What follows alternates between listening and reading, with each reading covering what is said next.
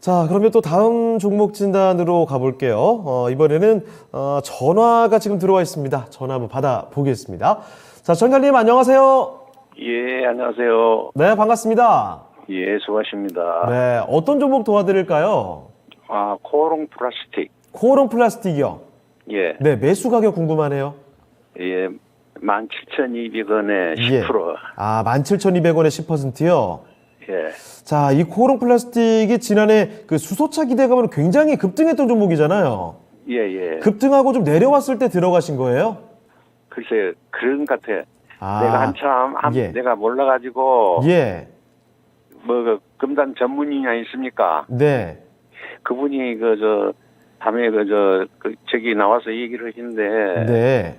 코오롱 플라스틱이 유망이 좋다고, 그런 얘기를 하시길래, 예. 내가 그때 제일 올라갈 때 그래서 산 것 같아요. 글쎄요. 올라갈 때 따라서 매매를 하셨다면은 참 높은 주가를 한번 보셨다가 다시 내려온 것 같고. 자, 어찌됐든 지금 일단 흐름이, 내려와 있는 상황이긴 합니다. 11,250원까지 좀 내려와 있네요. 예, 예. 예, 워낙에 또 급등이 나왔던 종목이니만큼 조정폭도 상당히 좀 나와 있는 상황인데, 자, 다시금 오른다고 해도 언제 오를지가 참 막막해서 걱정이 많이 되시죠? 예. 예. 자, 지금 현재 11,250원입니다. 자, 그러면, 코오롱 플라스틱, 다시 언제쯤 상승이 나올지 그 점 여쭤보면 될까요? 예. 네, 알겠습니다. 잠시만 기다려주세요. 예. 자, 김영일 전문가와 함께 알아보겠습니다. 전문가님, 코오롱 플라스틱, 요 작년에 정말 급등 나왔던 종목이잖아요. 몇 배가 올랐는데 역시나 급등에 장사 없는 것 같습니다. 조정폭도 상당히 좀 나와 있는 상황인데요. 네. 기대감을 아직도 갖고 계신 분들은 많이 계실 텐데 문제는 올라도 언제 오르냐 이거 같아요. 이거 어떻게 보십니까? 네, 일단 뭐 코오롱 플라스틱은 이제 그러면은 이제 예전에 왜 올랐는지 네. 그리고 최근에는 왜 반응이 나는지도 한번 이제 살펴볼 필요가 있겠죠. 네. 때문에 이제 한번 보도록 하겠습니다.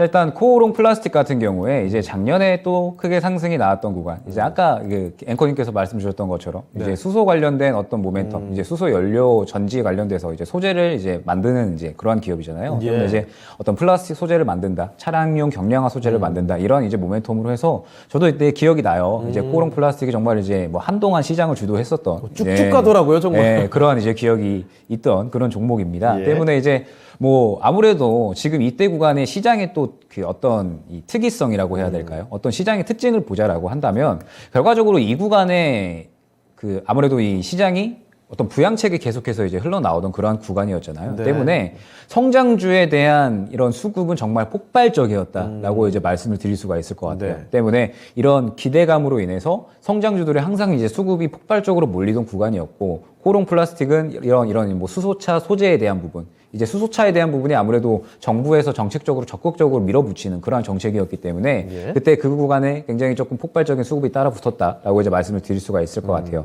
그리고 이후에 지금 이제 코로나에 대한 어떤 이 엔데믹이 가시화가 되고 그러면서 이 인플레이션에 대한 우려감, 그리고 이제 금리 인상에 대한 어떤 우려감이 이제 시장에 반영이 되면서 예. 코오롱 플라스틱의 주가도 그런 기대감이 꺼지면서 지금까지 왔다라고 이제 볼 수가 있는 거겠죠. 예. 그러면서 동시에 이제 최근에 코오롱 플라스틱이 또 어떤 부분 때문에 이 움직임을 보였었냐라고 한다면 아무래도 이제 원자재겠죠.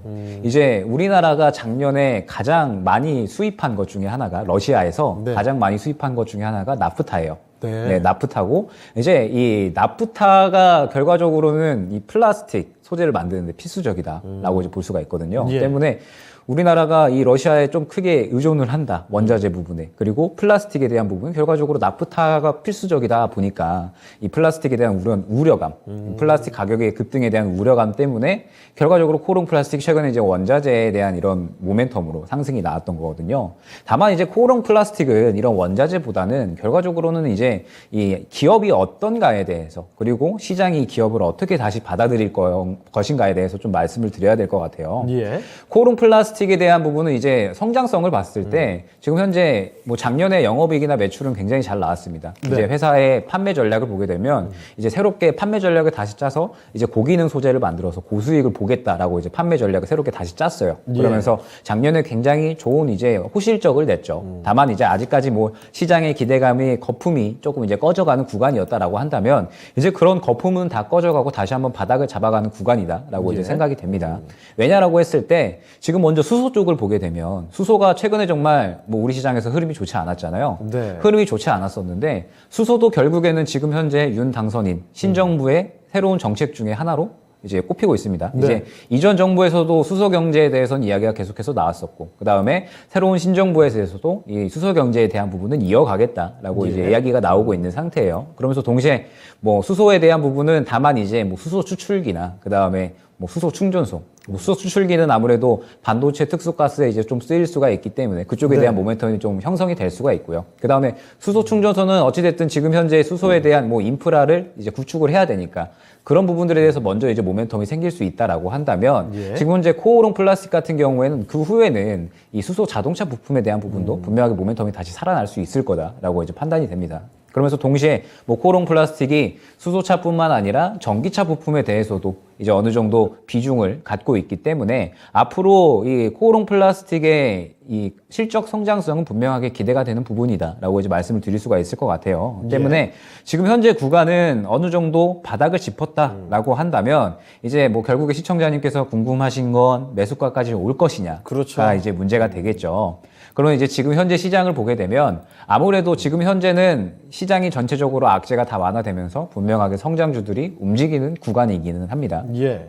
다만 이제 전체적으로 전기차나 혹은 이제 자동차 부품 쪽에 아직은 이 러시아에 대한 어떤 이 수출 우려감, 그러니까 이제 아직까지 대금을 제대로 받지 못하고 공장 가동 중지 이런 이제 어떤 우려감들 때문에 아직까지 뭐 어떤 이 시장에서 큰 수혜를 받고 있지는 못하죠. 다만 이제 뭐 그런 악재들은 어느 정도 반영을 했다라고 이제 생각이 된다라고 하면 코오롱 플라스틱도 지금 현재 기업의 상황을 봤을 때 분명하게 주가는 반등하는 구간이 나올 거다라고 이제 판단이 됩니다. 다만 이제 차트를 통해서 함께 이제 보게 되면 자, 마찬가지로 또 매물대를 얘기를 안 할 수가 없죠. 지금 이제 뭐 코오롱 플라스틱이 일전에 크게 상승이 나왔었던 이 구간에 결과적으로 마찬가지로 우리 시청자님과 같이 어떤 이 개인들의 투자자들이 굉장히 좀 많이 이제 물려 있다라고 이제 볼 수가 있을 것 같아요. 때문에 이 구간을 힘있게 어떤 이겨내주는 그런 이제 모멘텀이 필요한 거고, 그러려면 어찌됐든 이 자동차 부품, 뭐 전기차, 수소차 부품 등에 대한 어떤 시장의 모멘텀이 돌아와야 돼요. 때문에 어느 정도 인내심은 가지셔야 됩니다. 지금 시장이 성장주가 올라간다고 하더라도 전기차보다는 뭐 메타버스, 뭐 로봇, 그 다음에 뭐 우주항공 등등 미래의 4차 산업에 대한 부분에 대한 모멘텀이 돌고 있기 때문에 아직은 이런 자동차 부품이나 2차 전지 쪽에는 조금 이제 인내심이 필요한 구간이에요. 때문에 지금 현재 구간에서 뭐 10,000원 구간을 굳이 이제 이탈을 하지 않는다라고 하면 인내심이 있게 충분히 이제 기다릴 만한 구간이다라고 볼 수가 있을 것 같아요. 이미 어떤 악재들은 다 반영을 했고 시장에서 이 코오롱 플라스틱이라는 기업은 악재들을 다 이제 가격 반영을 완료한 다음에 다시 한번 이제 날개를 펼칠 만한 그런 준비를 하고 있는 상태니까 이제 뭐 충분히 기다려 볼 만한 구간이다라고 이제 볼 수가 있을 것 같고 이제 1차적으로 반등이 나올 만한 구간은 이제 13,000원 구간이다라고 이제 볼 수가 있을 것 같아요. 이제 아무래도 이전에 뭐 원자재에 대한 이제 모멘텀으로 인해서 13,000원까지는 반등이 계속해서 나왔었는데 결국에는 이 구간에서도 이 매물대에 부딪혀가지고 상승이 나오지 못한 거거든요. 때문에 이 구간을 뚫어주려면 마찬가지로 이 전기차, 이 수소차에 대한 어떤 이 전체적인 모멘텀이 좀 살아나줘야 되고 시장에서 주목을 해줘야 돼요. 다만 이제 아직까지 그러한 구간이 아니기 때문에 반등이 나온다라고 하더라도 12,000원에서 13,000원 구간까지밖에 나올 확률이 이제 뭐 클 수밖에 없다라고 이제 말씀을 드릴 수가 있을 것 같고, 이러한 구간에서 계속해서 행보를 그리다가 뭐 반년 혹은 이제 1년 정도 뒤에 전기차에 대한 모멘텀이 본격적으로 살아나는 시기에 코오롱 플라스틱도 그 구간에 맞추어 가지고 함께 이제 상승이 보일 거다라고 이제 판단이 됩니다. 때문에 시청자님께서도 이제 또 마찬가지로 이제 두 가지 전략이죠. 이제 나는 너무 이 코오롱 플라스틱을 정말 이때까지 오래 기다려 왔지만 너무 또 오래 추가적으로 기다리기는 싫다라고 하신다면 지금 이 구간에서 확실하게 박스권을 형성을 해준 모습이에요. 10,000원부터 12,000원 초중반대까지는 박스권을 확실하게 형성을 해줬고 지금 현재 주가는 이 악재에 대한 부분을 다 반영을 하고 반등이 나올 만한 그런 모멘텀이 충분히 있기 때문에 다시 한번 12,000원 초반대까지는 올라갈 거다라고 봅니다. 다만 이 구간에서 나는 어느 정도 손절을 감수를 할 수 있고 시장의 다른 좋은 종목들을 잡아갈 것이다 라고 한다면은 이 구간에서 비중 축소를 어느 정도 염두를 하시고요. 만약에 나는 조금 더 기다릴 것이다 라고 한다면 코오롱 플라스틱은 결국에는 차량 경량화 소재이기 때문에 다시 한번 시장에서 빛을 발할 수밖에 없다라고 이제 판단을 하고 있습니다. 때문에 어떤 시장에서 이슈가 나온다라고 하면 충분히 급등이 나오는 구간이 올 수 있고 그럼 예. 그 구간에 맞추어서 이제 2차 목표가인 한 16,000원 정도까지는 노릴 수 있다라는 점 참고해 주시고 대응을 진행해 주시면 좋을 것 같습니다. 네. 자, 소장님 일단 코오롱 플라스틱 좀 기다려보다 보면 급등세를 연출하는 구간이 분명히 올 거라는 말씀이십니다. 그렇지만 시간이 좀 오래 걸릴 수가 있어요. 그렇기 때문에 일단 좀 답답하시다면은 짧게 봤을 때는 12,000원에서 13,000원 사이에서 비중 좀 줄여가는 전략도 가능하다는 점 기억해 두시면 좋을 것 같습니다. 참고되셨죠? 예, 네, 다음에 또 궁금하시면 전화 주세요. 예, 수고하셨습니다. 네, 힘내시길 바랍니다. 예, 고맙습니다. 네.